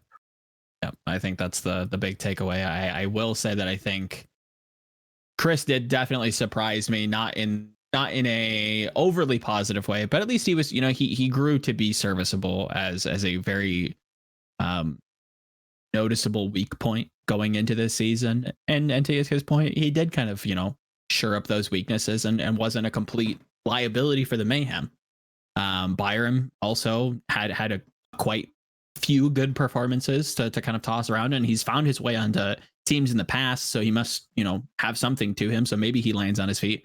And I've always kind of quietly cheered for Cry, and I think he came from Contenders Korea as like a quiet prospect, not anybody who I would put to or peg rather to win a championship, but to build out a tank roster for one of these new kind of not budget teams, but for somebody looking to rebuild, I think it's a solid piece to start. So I think like some of these players are going to land on their feet, and maybe there's a world where Chris does, I think he's maybe not. It's not specifically for playing for him. Maybe he steps into a coaching position or a player coach because he's been with the game for so long. Now he can kind of like pass that knowledge on to the next generation and, teach the next kids how to play. So hopefully that's the case, and they'll do well.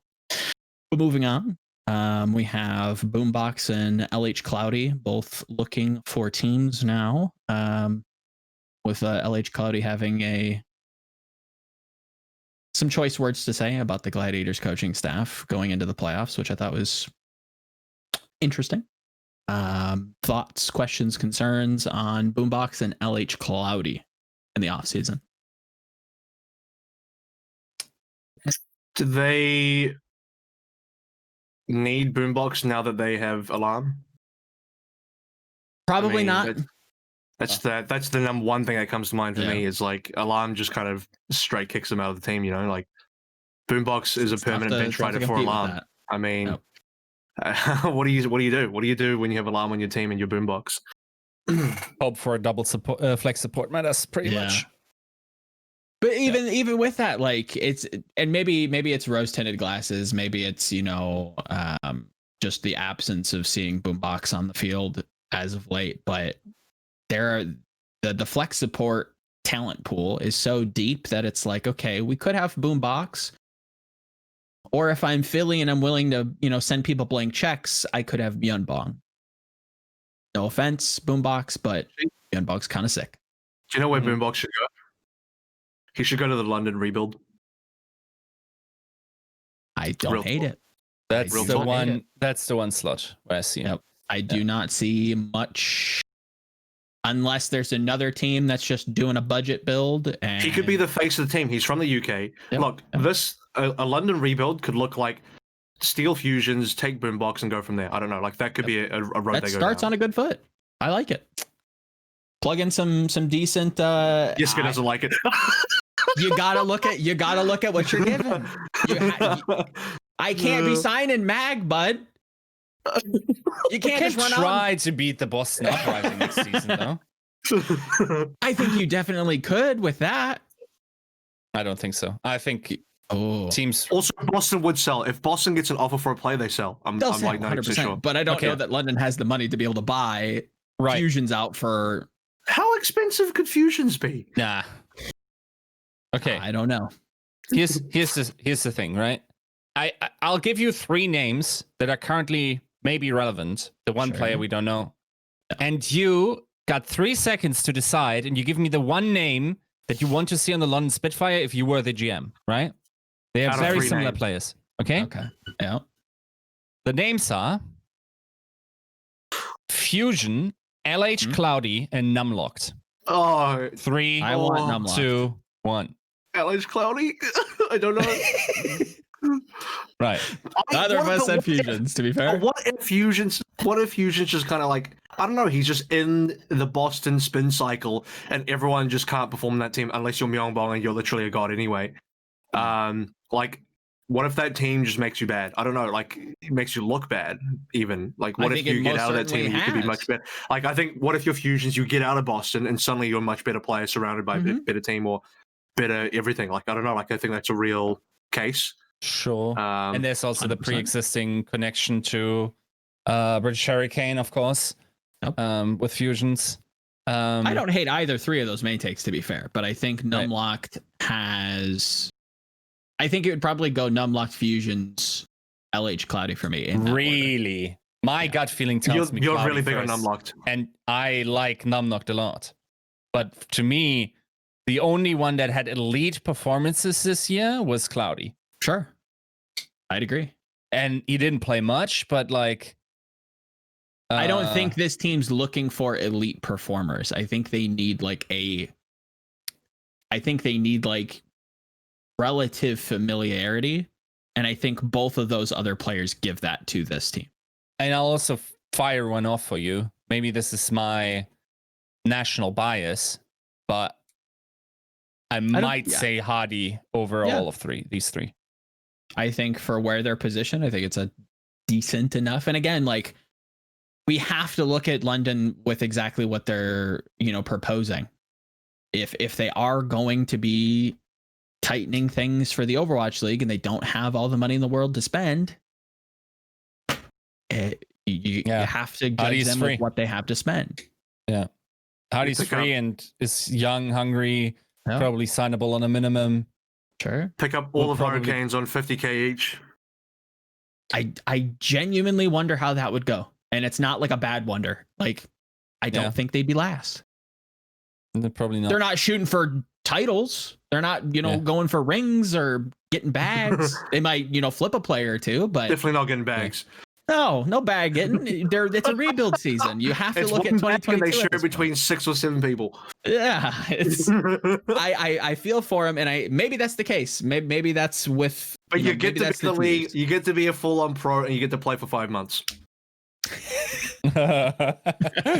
Or maybe just 3 weeks, depending on the contract you negotiate. Depends, right? Yeah. If memory serves me, and chat can correct me if I'm wrong or fill me in if any news breaks, but I believe that's most of the big talking points in terms of F5 season. So again, this is like day 2 of the off season, really getting into the swing of things. I'm sure as the evening progresses, we'll see more news drop, but I think we'd be remiss if not to ask AVRL about the Overwatch League finals and how he thought that went as well. So Shock getting the 2-peat. Soul in the Grand. Where do we sit? Do we like it? Were we surprised? Well, a little sad for Seoul.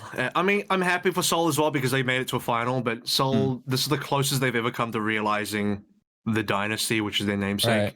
Right. Sure. But look, you can't. Shock are just, without a doubt, the best team ever constructed in the Overwatch. So that's it. Right.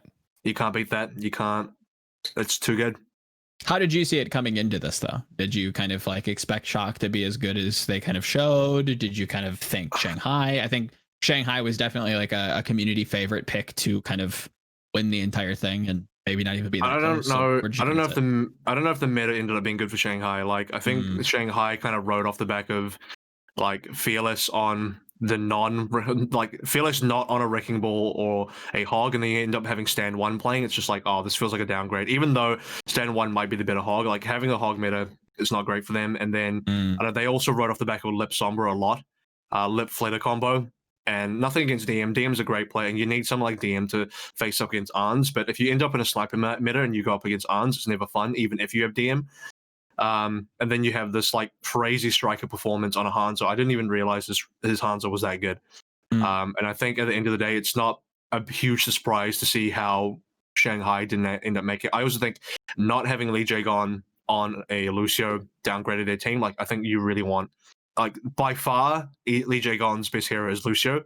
And I'm of the opinion that I think he may be the best Lucio in the league. I might be biased because I've been a fan of this guy for a while, even in contenders.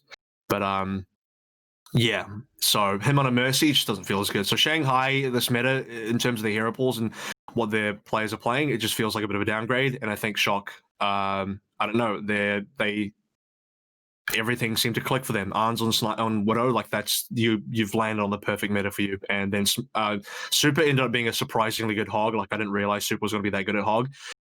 Actually, when I was reviewing some of the earlier games in the playoffs that were not the grand finals, they played Smurf on Hog a couple times, and it was legitimately worse than Super on Hog. So I'm glad they made sure that Super got as much playtime as possible in the actual grand finals. And now this year, for Super's sake, he actually gets to win a grand finals instead of riding the bench. Yep. It's well deserved, and I think Shock. It was a good run. It was again, to echo your point. It's surprising. I'm avoiding the pun as best as I can. That, a team can go through everything that they went through this season and really land as strong as they have. And kudos to them. I think they deserve it. And as much as this offseason is pointing me in the direction, I'm fighting the feelings. I'm fighting the urge to get frustrated with them, because it looks like a lot of their core, a lot of their stronger pieces, and another member of their coaching staff is leaving. So if as much as we want to think about a three-peat, is that even feasible with the direction that they're going? If there's a team to do it, it'd be them. But that's a tougher ask. Who's leaving? A Junkbuck, Moth, who else? I don't know. Oh, we don't know that Moth is definitely leaving. Sure, we don't know that he's left 100%. Like, again, you have to leave that open, and the reclarification on his contract status it does raise some speculation. I don't know. I lie on the worry that you can have the hope that these players are going to be re-signed. And to be fair, maybe he hasn't even, maybe his contract hasn't expired. At this point, I don't even know how to feel about Moth's post, but it didn't sit well with me. That's the pattern, right? Like what we pointed out over there with Houston. But yeah, I mean, there are several things I'm looking forward to with the new shock. One that really intrigues me is this comment when they signed Tayo, where Krusty said something to the effect of, like, you guys aren't even prepared what I'm about to do with this kid. It's like or something like this, right? Sure, yeah, he's like, for the future. Where he wants to like take his sweet time and just raise this kid to be like an insane player. And I'm really looking forward to this, because if we think about Tayo as a player, like, he fits a Krusty mold to a T, I feel like. Like, that's the forbidden name, Sinatra type of player that can absolutely flourish under like a 6. Can you imagine being in a hyperbolic time chamber with Krusty for 6 months and then just popping out in April and just being a god? Like, is this like the Captain America First Avenger movie where like Tayo is Captain America before he gets the super soldier shit, and then Krusty is like the German scientist, and then just boom, there it is. We just turn him into Captain America. Just perfect. Very well could be. Very well could be. He's definitely talented enough to do so. Kind of tangentially related, but you kind of brought up DM AVRL. Is this just another aimer that just is long for the Valorant world? I'd love to see DM move over to Valorant. Well, I don't think DM is going to join an A team like Sayaplayer. Sure, of course. It would have to depend on what shape Valorant looks like in Korea. Like, if 100%. Korean Valorant looks really good and you can't be asked waiting 6 months, which is probably going to be a lot of people, it might be it might be a little too enticing to pass up. And you could even, by the way, you could even look at it from this lens. He may, in the Overwatch League off season, decide to play some Valorant, and then Overwatch League starts again, and he's like, you know what? Back over. You know what? I get more money in Overwatch League. Shanghai giving me the bag, whatever, and then he goes back for 5 months, and that's fine. And then off season again, he plays Valorant. I don't know. Like, why not do both? If he can do both, he could. Who knows? 100%. So, it's also like one thing about that I just like realized. You know how Haksal kind of said he's going to take a break from Overwatch, but will be back or whatever? Yeah, this kid just got 6 months of Valorant like to play, basically, to just like chill out and become like a beast. We'll get to New York. I'm sure New York's gonna have. I'll say one thing. For all the really good Korean players that are just like bored now that Overwatch is finished, you got an insane number of Korean FPS god tier aimers sitting around in Korea right now. What are they just going to play ranked Overwatch all day, or are they going to give someone else a go? Like, some questions. Yeah, definitely going to be sapping some talent away, but I think that does it for us. Unless there's any last little points that anybody wants to raise, speak now or forever hold your peace. Who were we talking about before DM? Just trying to remember. I think I had something to add there. Oxal? Tayo? No, Tayo. Tayo, yeah. Tayo. I will say that I think he needs, unless Krusty's got something really nefarious, I think Tayo does need a projectile meta. Like you need some sort of Genji meta, possibly Pharah, like maybe Echo, like something like that.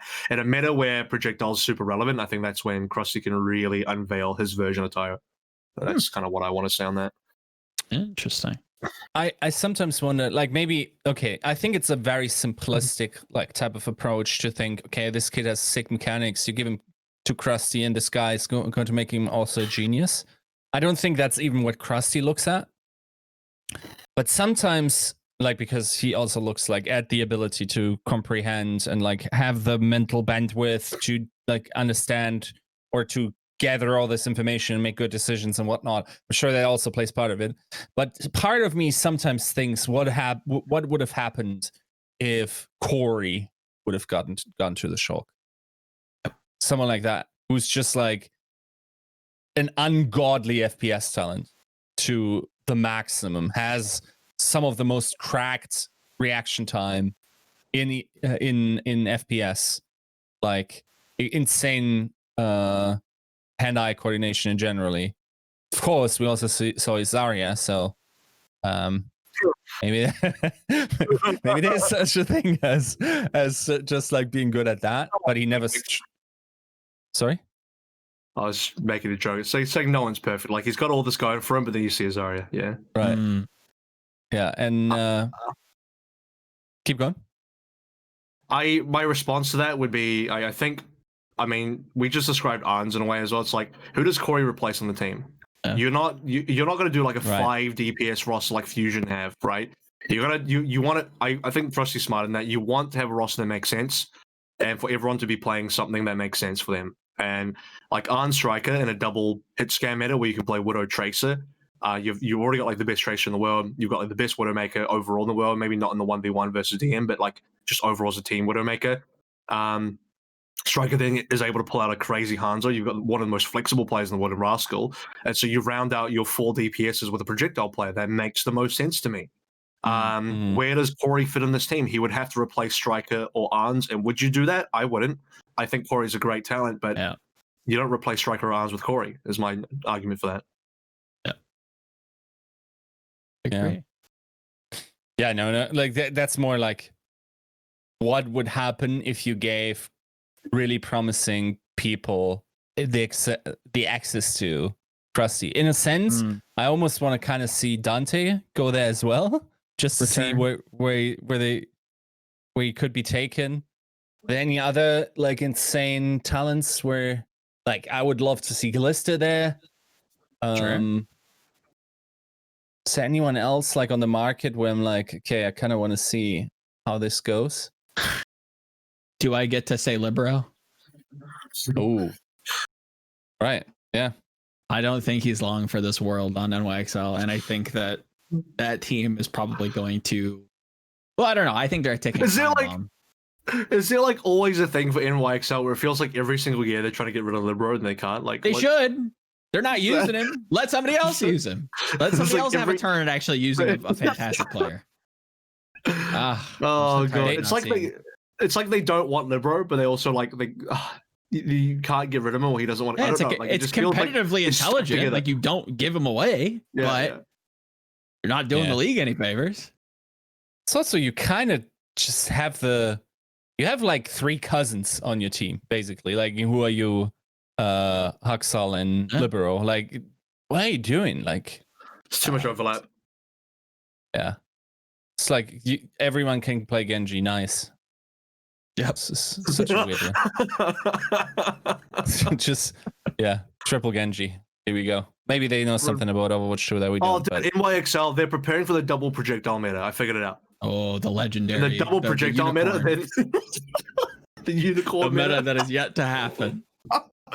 I mean, I'm sure this team would be cracked at Doom Genji. Sure.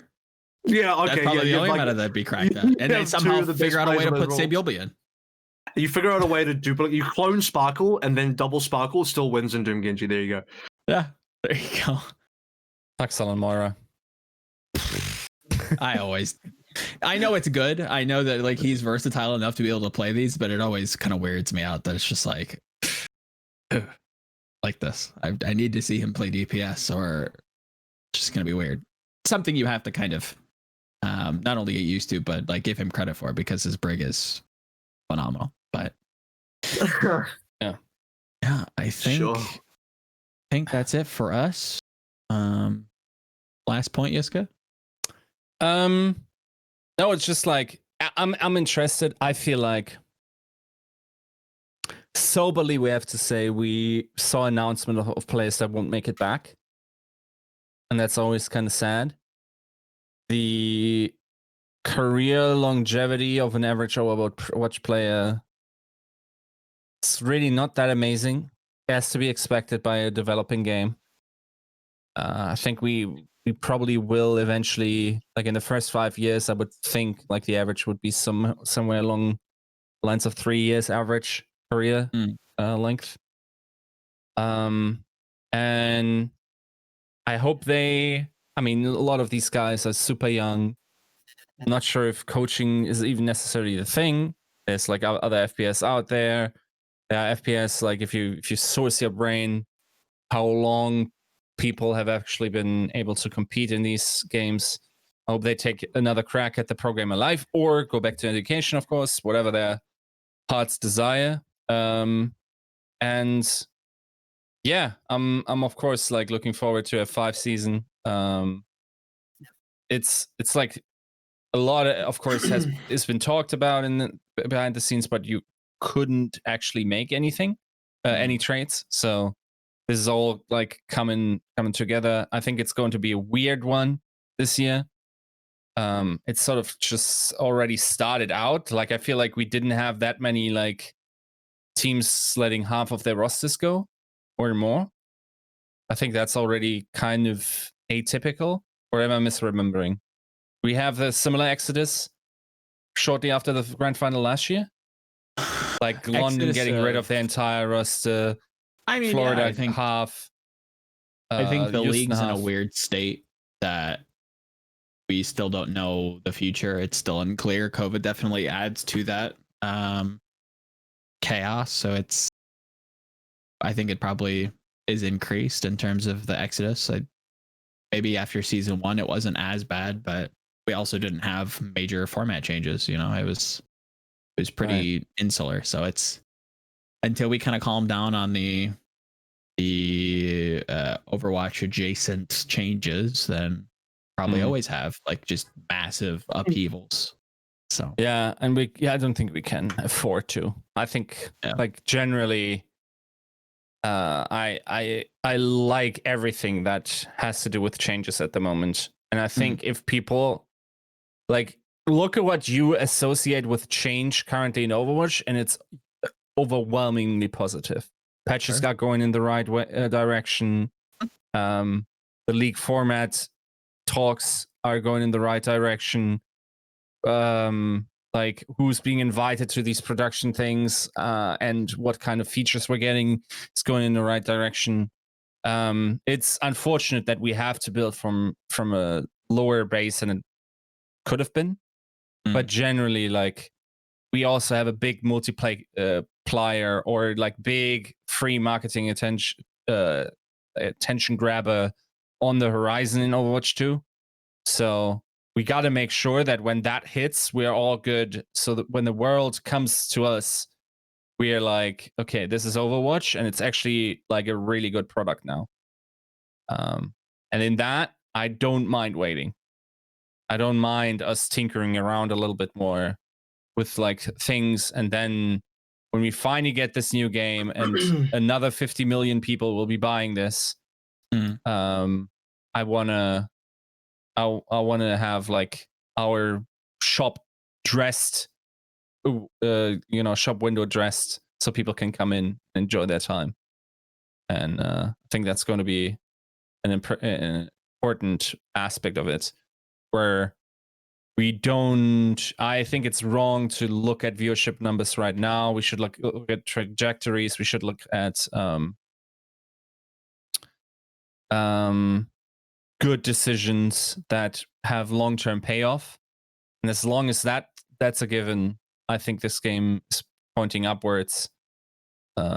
Even though very frequently frustration overcomes me in moments of why the hell is this happening right now? But other than that, like I think we're on a good path at the moment. Do you guys 100%. looking at your chats? Did anything happen? Oh, not to my knowledge, at least. All right. But just coordinating some things. Right. We're gonna have to save Contenders Korea because that is a topic I think we want to give a breadth of time to. And as you can see, John is unwell, so he's gonna take a rest. Right. Yeah. And we're gonna Of course. we're gonna probably end it here. But as he likes to do, so we'll continue with this. AVRL, if you have any shout outs or messages for your fans, now would be the time to speak to them.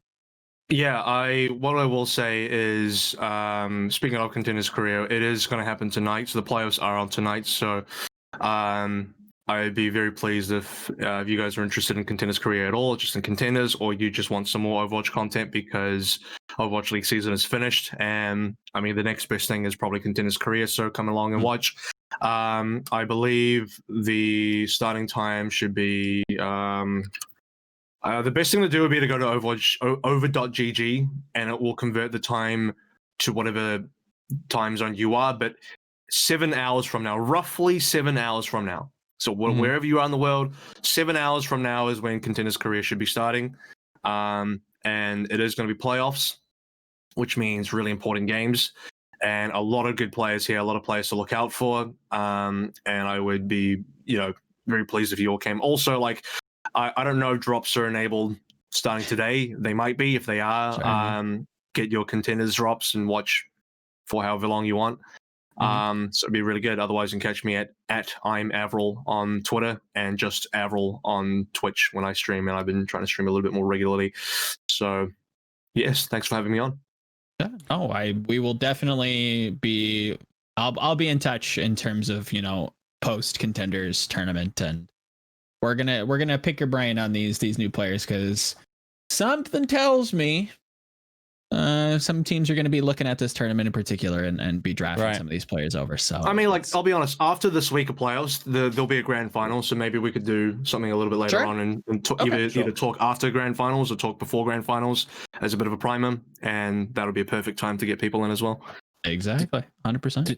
Do you have 2 names holstered that people should be looking at in these playoff matches? Is there a player where you're really excited about? I think Aztec on WGS Phoenix is the next Myongbong in terms of top flick support prospect coming out. I just hope Aztec ends up on a really good team because he's currently also contracted to Uprising Academy, so he's kind of in line to literally just be the next Myongbong. But I kind of don't want him to see him wasted because this guy is insane. And there's a lot of underage players in Contenders Korea. I think a third of it's underage of the other players that are coming of age and have not been in Overwatch League. I think another big name would have to be Mag. You can't look past Mag. This guy is going to be really, really insane. I think his highs are extremely high. I'm not going to pretend he doesn't have lows, but Mag's highs are super, super high. So yeah. So you want to look up for Mag on Runaway. Mag on Runaway. Yeah. Yeah. That's always a concern. The 100% Shine Riese. It's we could have had Mag this season. Somehow nobody picked up Mag. And I'm why is nobody picking up Mag? And is this kid still going to be good by next year? And you saying that makes me happy because I had 0 time to keep up with Overwatch Contenders, but yeah. But yeah, to you, Yiska. Where what's up for the week? Any shout outs, any speculative pieces coming out anytime soon? Anything fun? But tomorrow is my last day before holidays. It's not going to be an Overwatch piece I'm going to do tomorrow. It will be a nostalgia bomb for some Blizzard fans. But otherwise, you can check out my stuff on GG Recon. We also have a transfer tracker now So if you want to keep up to date there, I do my best. Like, unless you catch me literally being asleep, this thing is probably up to date. And it currently isn't, because like people start announcing stuff on our show once again. So yeah. Otherwise, yeah. Joe, what about you? Oh, same old stuff. Talking about Guangzhou I think this evening, I got to write that. And then past that point, kind of giving some love to Dallas and the Titans for the rest of the week. So that's what's on my agenda. And much love to Mr. John. Hopefully he feels better. I don't know if he can hear me or not, but yeah, hopefully he gets well soon. And yeah, the end of the show is now.